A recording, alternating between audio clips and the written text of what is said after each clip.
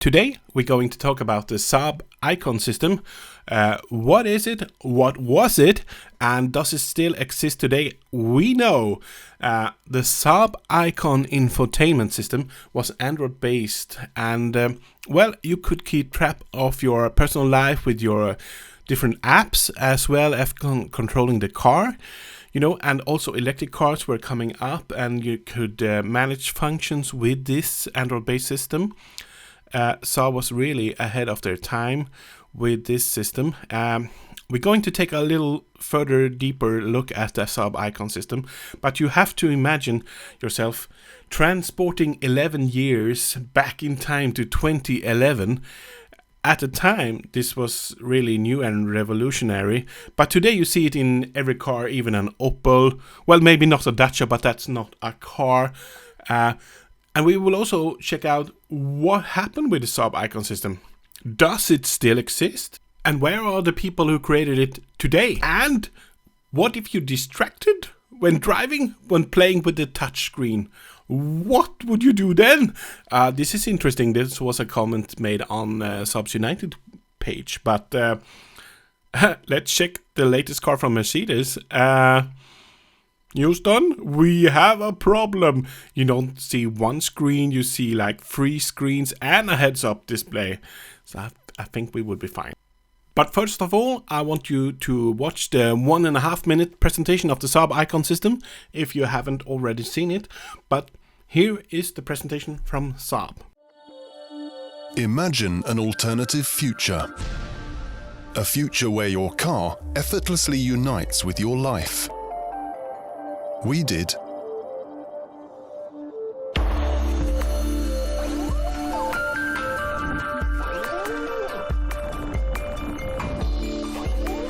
We call it IQon. And the future starts now. Inspired by the new reality, Saab has created a true first. Seamless digital and automotive harmony. From IQon's menu, you're only a touch of the screen away from a world previously confined to your mobile device or computer. And only an idea away from creating and uploading your own IQon app. So staying in touch on the go, sharing experiences as they happen, and creating an interactive focal point for you, your Saab, and your life has never been clearer.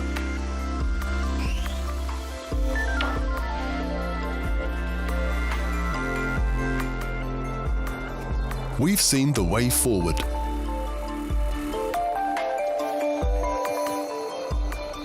IQon.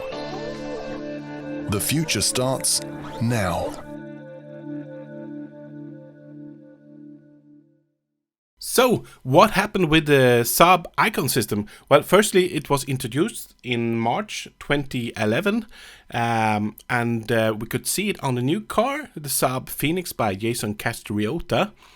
And well, the car and the system, of course, was a success of what you could see. The system was based off Android 2.0, I think, but still, it was a game changer. This was March 2011, and sadly, you all know what happened. In December, Saab went bankrupt. But the IQon system didn't stop there. No, it didn't. 2 months later, in February 2012, the 6 guys who worked at Saab Automobile, they started a new company called Swedspot. And they have continued development of this system and other interactive systems like cluster software, infotainment, app for all platforms, and of course the connected solutions. So it's very interesting to see the development, and this was one of the 7 hot companies in Trollhättan back in 2018. And I will link in the video description, so you can go ahead and like their Facebook page. It seems like very nice people with a nice working environment, definitely. And they have created an app called Ezentric, and it's supposed to be an open platform for creating a whole architecture of apps and partner service. So it's built for companies that want to kickstart their connected vehicle business. And I thought, let's check out this video.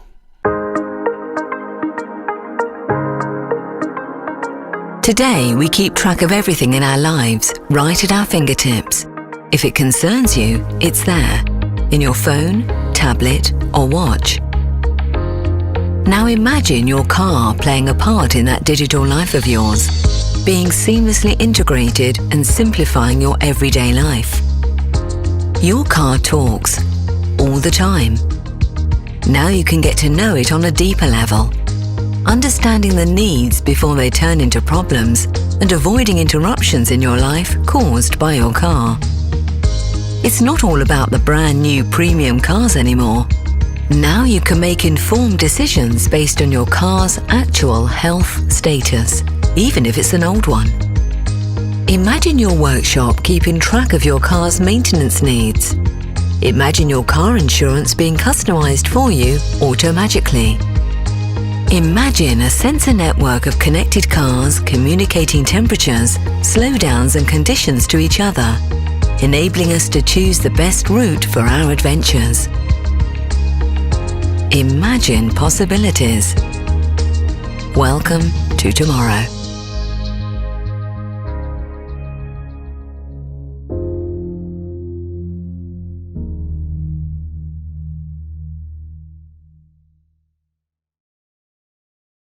So that was it, and maybe you got a huge interest in working with cars and maybe develop your own systems just like they do at Swedspot, and you can always try.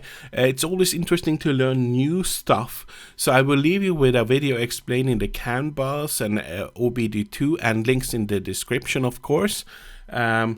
So good luck and develop a system by yourself, maybe that you can adapt, and if you like to maybe add it to an app, of course, that would be interesting. It's always interesting to learn new stuff. So I will leave you with this videos, and until next time, see you later. CAN bus explained. A simple intro. Struggling to find an intro to CAN bus written in layman's terms? So were we. Therefore, we decided to launch a series of simple CAN intro articles written by one of our non-engineers to make sure it stays simple. Enjoy. What's CAN bus all about? Imagine that your car is like a human body. The controller area network system, CAN bus, is the nervous system, facilitating communication between all parts of the body. Similarly, nodes, or electronic control units, ECU, are connected via the CAN bus, which acts as a central networking system. In an automotive CAN bus system, ECUs can, in example, be the engine control unit, airbags, or the audio system. A modern car can have up to 70 ECUs. This is where the CAN standard comes in handy, as it allows ECUs to communicate with each other without complex, dedicated wiring in between. In turn, this allows for several features to be added via software alone, an example, electronic gearbox control.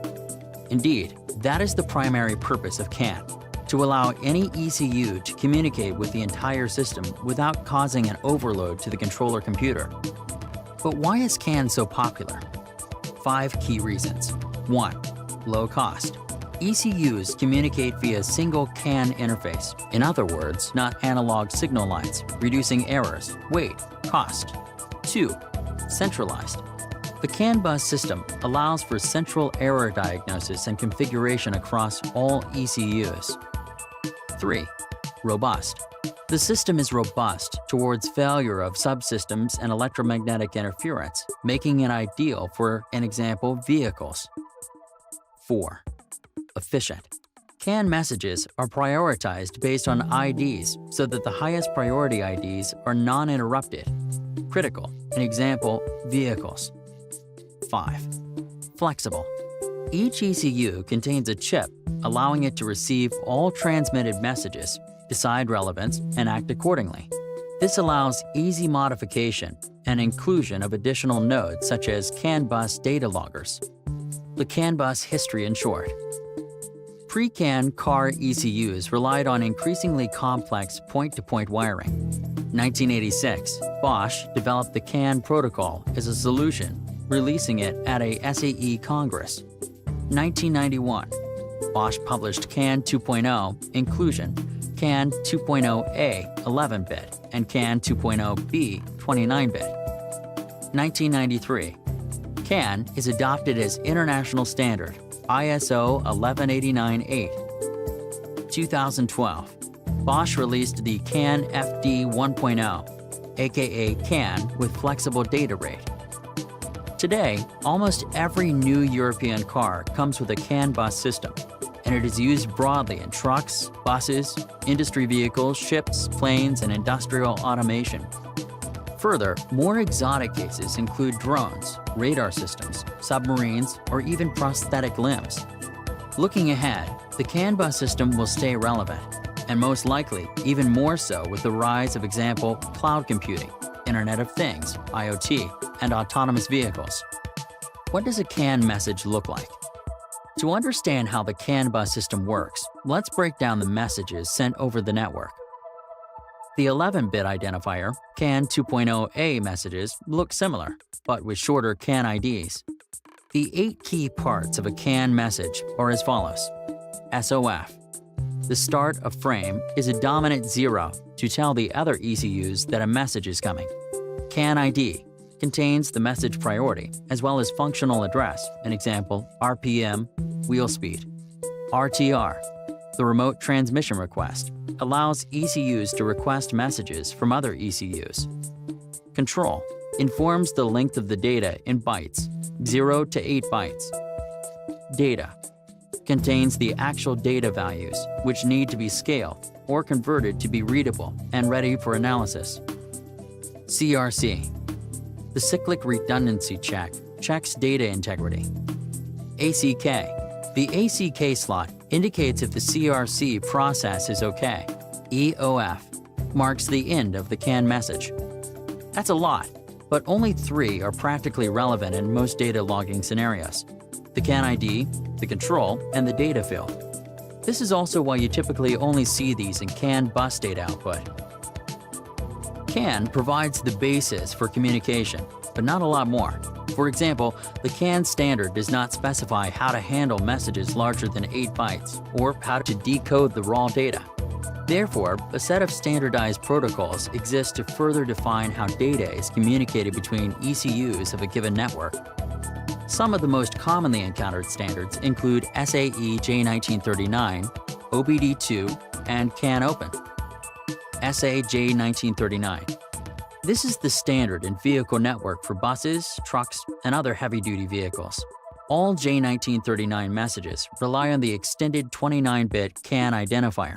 Further, J1939 data parameters, an example RPM, vehicle speed, are identified by a suspect parameter number, SPN, which are in turn grouped in parameter group numbers, PGN, containing 1 plus SPNs. With this standardized structure, CAN messages from example buses and trucks can be scaled and decoded into readable data using parameter tables from the J1939 standard. Further, several standards are derived from J1939, including, an example, the Fleet Management System, FMS, which is freely available and included in Canvas. For more information, see our simple intro to J1939 or our J1939 ID to PGN converter. OBD2. Onboard Diagnostics, OBD, is a self-diagnostic and reporting capability that, an example, mechanics use to identify what is wrong with your car. The OBD2 standard specifies a number of standardized diagnostic trouble codes, DTCs, which can be retrieved by a CAN logger or diagnostics tool for any vehicle. But what makes OBD2 really interesting? OBD2 supports data on many basic real-time parameters, an example, vehicle speed, RPM, fuel consumption. This means that OBD2 is also used for an example, real-time vehicle telematics or post-analysis using CAN data loggers. Applications include vehicle fleet management, fuel optimization, proactive vehicle diagnostics, and more. To log OBD2 data, the CAN logger must request the data by submitting pre-specified CAN frames with specific parameter IDs, PID, to the CAN bus. When using the CAN logger X000, this can easily be configured in Canvas. For basics on OBD2, check out our simple intro to OBD2, or check our practical guides to logging OBD2 data or streaming it in Wireshark. CAN Open. CAN Open is used widely, an example, industrial automation applications. It builds on CAN in terms of physical layer, an example, lines used, voltages, and the data link layer, an example, utilizing a CAN frame message based on protocol. In practice, this means that a data logger, like the CAN logger X000, is able to log data from CAN Open applications, though the method of X-post data conversion will vary depending on the specific application. Our Intel page contains several intro articles, uses cases, and guides. Let us know if you have more suggestions for the series. Interested in our products? Read more about our CAN logger X000 series of CAN bus data loggers here.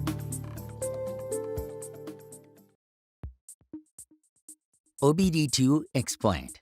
A simple intro.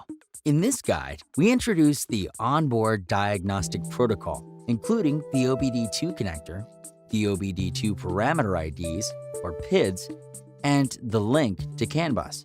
Since this is a practical intro, you will also learn how to request and decode OBD2 data as well as typical use cases and practical tips. Let's start with the basics of OBD2. In short, OBD2 is your vehicle's built-in self-diagnostic system. You've probably encountered OBD2 already if you've ever noticed the malfunction indicator light on your dashboard. The MIL is basically your card telling you that there is an issue. If you visit a mechanic, he will use the OBD2 scanner to diagnose the issue. Specifically, he will connect the OBD2 reader to the 16-pin connector near your steering wheel. This lets him read OBD2 codes, also known as Diagnostic Trouble Codes, or DTCs. These codes allow the mechanic to review and troubleshoot the issue quickly. Let's look a bit more at the OBD2 connector. The connector lets you access data from your car easily. The SAE J1962 standard specifies two female OBD2 16-pin connector types, A and B. In the illustration is an example of a Type A OBD2 pin connector, which is also sometimes referred to as the data link connector or DLC. In terms of the connector pins, pin 16 supplies power via the car battery, and it often does so even if the ignition is off. Pins 6 and 14 are for CAN high and CAN low, and are a standard in the majority of cars today. To further understand how OBD2 works, let us look at the link to the CAN bus protocol. In short, OBD2 is a higher layer protocol, while CAN bus is a method for communication. Think of OBD2 like a language, with CAN bus being a telephone. In layman's terms, you might also say the OBD2 works on top of CAN bus. The OBD2 standard itself specifies the OBD2 connector and a set of 5 communication protocols that it can be based on. Since 2008, CAN bus has been the mandatory protocol for OBD2 in all cars sold in the US as per ISO 15765. As a result, CAN is today by far the most dominant protocol for OBD2. Looking at the history of OBD2, it originates from California, where the California Air Resources Board, or CARB, required OBD1 in all new cars from 1991 forward for emission control purposes. In 1994, the OBD2 standard was recommended by the Society of Automotive Engineers, SAE. OBD2 essentially standardized DTCs and the OBD connector across manufacturers via SAE J1962. From there, the OBD2 standard was rolled out step by step. In 1996, OBD2 was made mandatory in the USA for cars and light trucks. In 2001, it was required in the EU for gasoline cars, and in 2003 for diesel cars, aka EOBD. In 2005, OBD2 was required in the US for medium-duty vehicles, While importantly, in 2008, it was decided that all U.S. cars must use CAN bus as the communication protocol for OBD2 as per ISO 15765-4. In 2010, OBD2 was also required in all U.S. heavy-duty vehicles. Looking ahead, there are some important trends related to OBD2. One major trend is the increased connectivity of cars. As part of this, suggestions have come to introduce an OBD3 standard, which would essentially allow for remote emissions controls and diagnostics in all cars. Another trend is the tendency for car manufacturers to increasingly restrict data access through the OBD2 connector for third-party devices. Manufacturers argue in favor of this for security reasons, while others see this as a move to enable manufacturers to provide connected vehicle services without competition. One related trend is the tendency for electric vehicles to not support OBD2 data, with some not even providing an OBD2 connector interface. This makes sense from the perspective that OBD2 originates within emissions controls. Yet it also poses a challenge for the standardization of vehicle interfacing going forward. To get a more practical understanding of OBD2, let's look at recording OBD2 PIDs. First of all, let's look at what happens if we connect a CAN bus data logger like the CAN Edge to the OBD2 connector. By default, this CAN logger records all raw CAN traffic from the car's CAN bus. As evident from the log file, the raw CAN bus data consists of time-stamped CAN IDs and data bytes. This raw CAN bus data contains all the information about the car, like speed, RPM, temperatures, throttle position, etc. However, the data is encoded in a proprietary way, and only the manufacturer will know how to convert this data to human-readable form. Further, this proprietary data encoding typically differs between car models and brands. This means that if you are not the car manufacturer, you will in practice have a difficult time utilizing the raw CAN bus data from a car. However, that is exactly why OBD2 is interesting. By default, the car's CAN bus data does not contain any OBD2 data. However, if we configure our CAN logger to transmit an OBD2 request message, the car will respond with an OBD2 response message that contains data for the specific parameter we request. Using this method, you can get a lot of useful data from your car, assuming it supports the parameters you request. The vast majority of cars today support a significant range of common OBD2 PIDs, including typically speed, RPM, MAF, fuel level, throttle position, diagnostic trouble codes, and more. However, it should be noted that the parameter support can differ between car models. To better understand the OBD2 request-response dynamic, let's look at the OBD2 message structure. In simplified terms, an OBD2 message is comprised of an identifier and data. Further, the OBD2 message structure is split in 5 types of fields. The first field is the 11-bit identifier, which is used to distinguish between request messages with ID 7DF and response messages with IDs 7E8 to 7EF.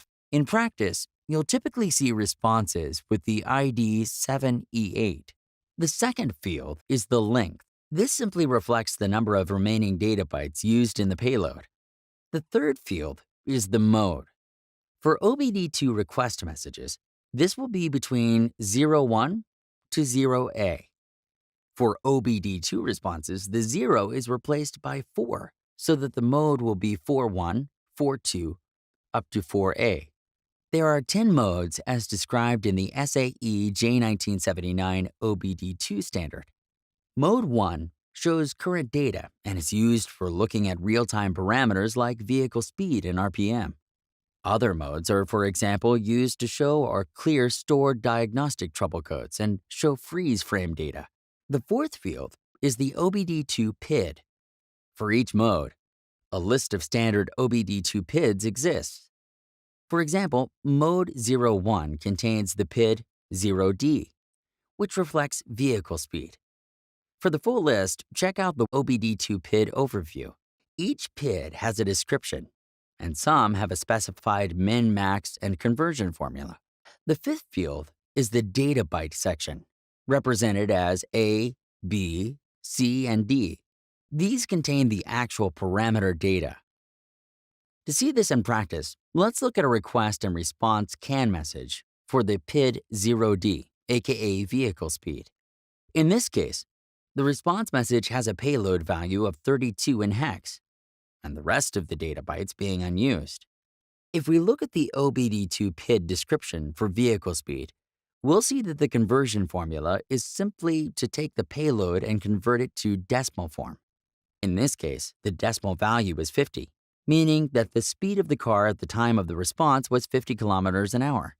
The OBD2 PID decoding rules can be stored in the form of a CAN database, aka DBC file. We offer a free OBD2 DBC that can be used in most CAN bus software to decode the data, after which you can visualize the data in, for example, GUI tools, Excel, or dashboards. There are several use cases for recording OBD2 data. For example, OBD2 data from cars can be used to reduce fuel costs, improve driving, test prototype parts, and customize insurance.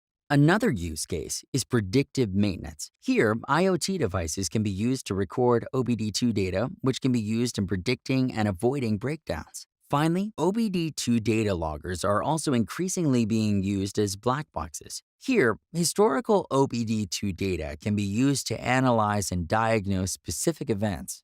To learn more about how to log OBD2 data, see our separate intro article and video. We also recommend checking out our other simple intros, including to protocols like CAN bus, J1939, CAN open, CAN FD, and more. If you like this video, please share and subscribe. And if you have questions, contact us. In this intro, you'll learn the basics of logging OBD2 data from your car, including key benefits and example use cases. We also show you how you can use the CAN Edge to record OBD2 data and visualize the data with 100% free software tools. First, let us briefly recap the basics of logging OBD2 data. OBD2 offers a standardized set of parameters, OBD2 PIDs, that you can record and decode across the majority of modern cars. To log OBD2 data involves 3 simple steps. First, add our plug-and-play OBD2 configuration file to the CAN Edge SD card. This will make the CAN Edge transmit a predefined list of OBD2 PID requests. You can of course modify this list if you like. Next, connect the logger in your car using our DB9 OBD2 adapter. The device will power up and start sending the OBD2 request frames to the car. If the car supports the requested OBD2 messages, it will respond with OBD2 response frames, typically with CAN ID 7E8.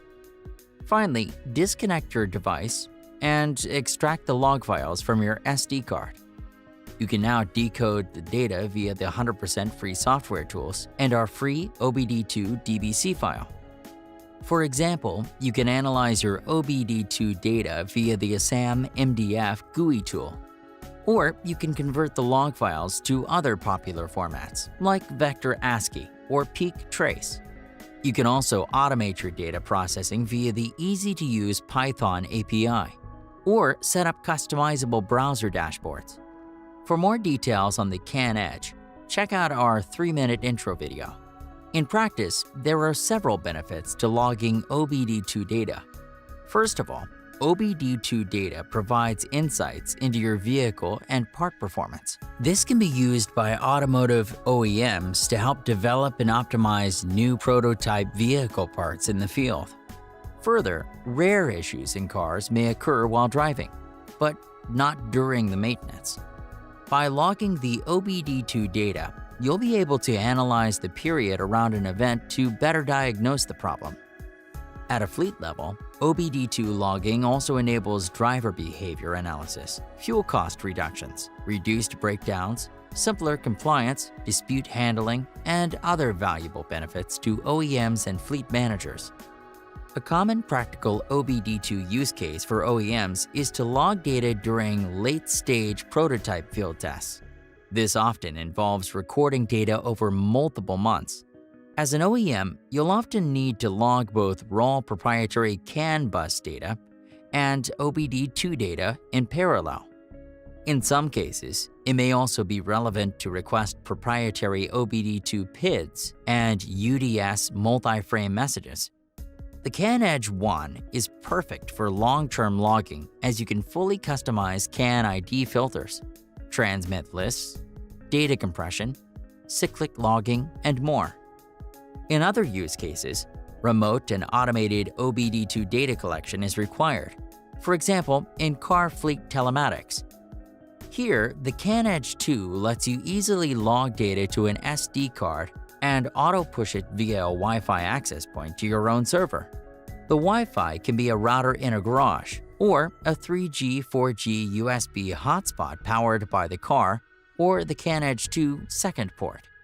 If you have questions or you'd like to discuss your own use case, just contact us for free sparring.